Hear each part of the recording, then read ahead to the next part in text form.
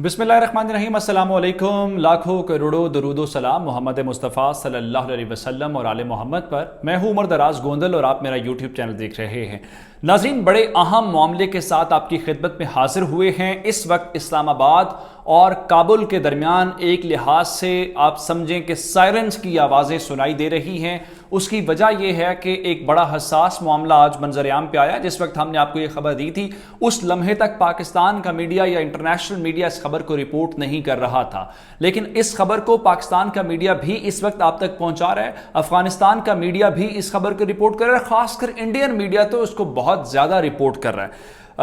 पाकिस्तान के अंदर इस्लामाबाद जो दारुल हुकूमत है, वहाँ पे जो अफगानिस्तान के सफ़ीर हैं नजीबुल्लाह अली खेल, उनकी साहबजादी को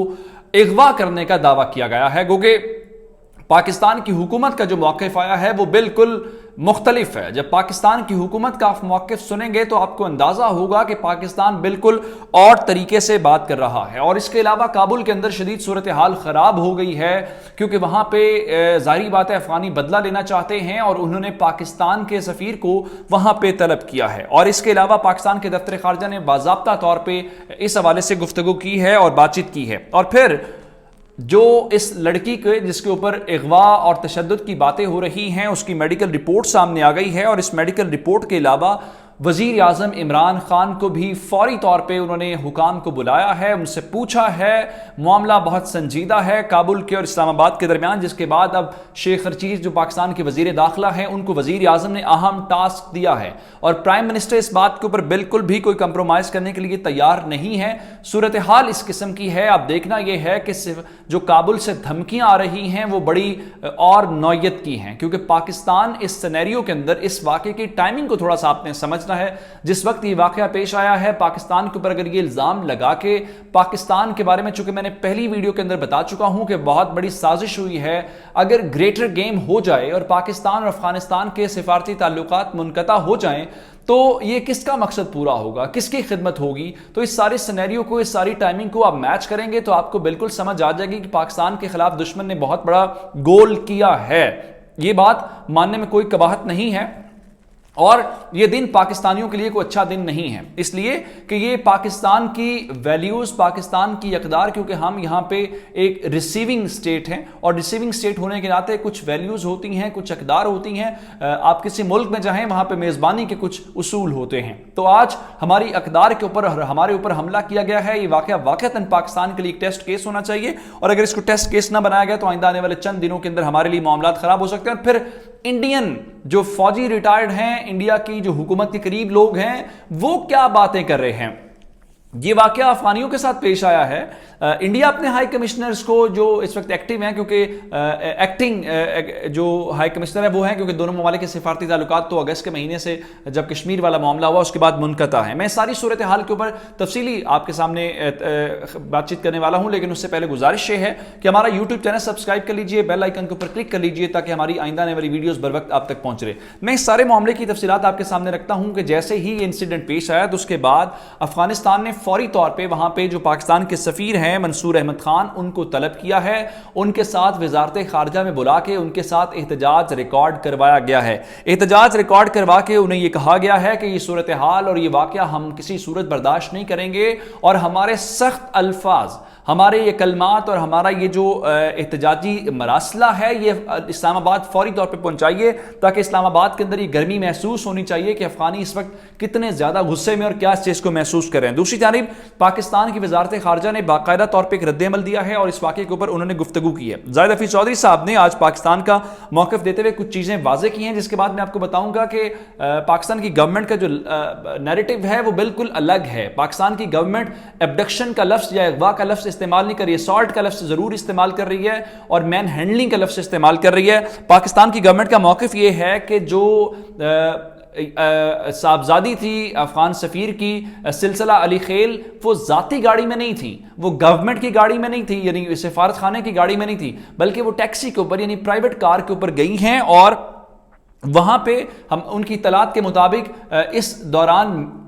उनको असॉल्ट किया गया है या उनके साथ मैन हैंडलिंग हुई है। اغوا کا لفظ پاکستان کی وزارت خارجہ نے جو پریس ریلیز جاری کی ہے اس واقعے کے بعد، وہ کہہ رہے ہیں کہ ابڈکشن کا لفظ ابھی تک استعمال نہیں کیا، اور کہا ہے کہ افغانستان کے جو سفیر ہیں ان کے اہل خانہ کے ساتھ ہم رابطے میں ہیں اور ان کی سیکیورٹی فردر بڑھا دی گئی ہے۔ اور پھر یہ صورتحال پاکستان کہہ رہا ہے کہ اس وقت حالات یہ ہیں کہ افغانستان کے طالبان جو ہیں وہ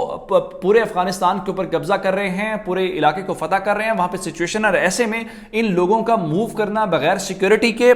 اور حکام کو انفارم کیے بغیر یہ مناسب نہیں تھا۔ اور ایسی سچویشن کے اندر اب ہمارے پاس جو اطلاعات آئی ہیں وہ یہ ہے کہ یہ بچی سلسلہ علی خیل جو صاحبزادی ہے افغان سفیر کی، وہ اپنے چھوٹے بھائی کے لیے سپر مارکیٹ سے گفٹ خریدنے گئی ہے، اور گفٹ خریدنے کے لیے جیسے ہی وہ گاڑی میں بیٹھی ہے تو ایک شخص آیا جس پہ اس نے احتجاج کیا کہ آپ میری گاڑی میں کیوں بیٹھے ہیں۔ اس دوران دوسرا شخص آیا، اس نے اس کے منہ کے اوپر کپڑا رکھا، جس کے بعد اس بچی کو کہیں پہ اغوا کر کے لے گئے ہیں۔ اور بتایا یہ گیا ہے کہ جب وہ اس تھوڑے ٹائم کے بعد 2:30 سے 3 بجے کے درمیان واقعہ پیش آیا، اور 7 بجے جو ہے وہ کہتی ہے کہ مجھے ہوش آئی تو اس کے پاؤں میں مردانہ جوتے تھے، اور اس دوران اس کے منہ میں کچھ کپڑا اور 50 روپے کا نوٹ ڈالا ہوا تھا،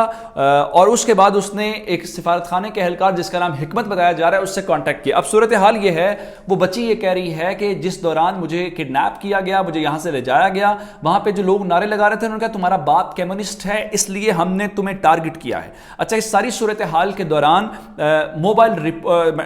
میڈیکل رپورٹ جو ہے وہ سامنے آئی ہے، لیکن ایک بات بڑی امپورٹنٹ ہے، اس بچی کا جو فون ہے وہ ابھی تک ملا نہیں ہے۔ یعنی وہ جو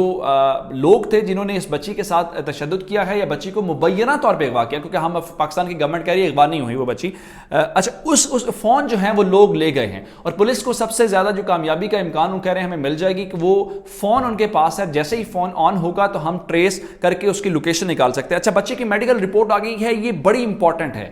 کوہسار جو مارکیٹ ہے، اس تھانہ ہے جو مارکیٹ کا، اس کے اندر مقدمہ درج ہوا ہے، اور میڈیکل رپورٹ کے مطابق بچی کی جو کلائیاں اور ٹخنے ہیں وہ ضرور سوجے ہوئے تھے، اور بچی کے جسم کے اوپر جو رسیوں کے نشانات ہیں وہ بھی پائے گئے ہیں۔ اللہ کا لاکھ لاکھ شکر ہے کہ جس بات کا ہمیں خدشہ تھا کہ انہوں نے کوئی اس کی عزت کے اوپر حملہ نہ کیا ہو، اللہ نہ کرے، اللہ تعالیٰ ہر بیٹی کی، ہر بچی کی، ہر خاتون کی عزت محفوظ رکھے، لیکن ظاہری بات ہے جو پاکستان کے خلاف سازش کرنے والے لوگ ہیں وہ کسی حد تک بھی جائیں گے، لیکن اللہ کا لاکھ لاکھ شکر ہے اس وقت تک کوئی ایسی ہمارے پاس اس میڈیکل رپورٹ کے نتیجے میں چیز سامنے نہیں آئی۔ پھر پرائم منسٹر نے فوری طور پہ جو ہے وہ رپورٹ اس چیز کی مانگ لی ہے، اور انہوں نے بتایا ہے، اور یہ بچی یہ کہہ رہی تھی کہ جب اس کو ہوش آئی تو اس نے اس کے آس پاس کوئی جنگل کا علاقہ تھا تو اس نے پوچھا یہ کون سا علاقہ ہے، تو اس کو بتایا کہ F7 کا علاقہ ہے۔ اچھا، پرائم منسٹر نے فوری طور پہ انٹیریئر منسٹر کو کہا مجھے 48 گھنٹے کے اندر جو ایک کمپریہنسو رپورٹ ہے وہ ملنی چاہیے، اور فوری طور پہ جو لوگ ہیں، جو کلپریٹس ہیں، ان کا انجام تک پہنچنا ضروری ہے، کیونکہ بیسیکلی یہ پاکستان کے خلاف بہت بڑی سازش پچھلے چند دنوں سے رچائی جا رہی ہے، کبھی ہمارے چائنیز دوستوں کے اوپر حملہ کر کے، اب انڈینز کے متعلق باتیں کی جا رہی ہیں کہ انڈیا بھی اپنے سفارتکاروں کو جو ہے وہ ڈپلومیٹک مشنز کو اس سلسلے میں کچھ وارننگز جاری کر رہا ہے تاکہ وہ محتاط رہیں، اور اس قسم کی یہ ہے وہ سارے ڈاٹس جس کی بنیاد کے اوپر ہمیں معلوم ہو رہا ہے کہ یہ پاکستان کے خلاف کتنا بڑا پلاٹ جو ہے رچایا گیا۔ اس سلسلے میں ہم نظر رکھے ہوئے، جیسے ہی مزید کوئی اپڈیٹ آئے گی آپ کی خدمت میں حاضر ہوں گے۔ فی الحال ہمیں اجازت دیجیے گا، آپ کی سماعتوں کا بہت شکریہ، اللہ حافظ۔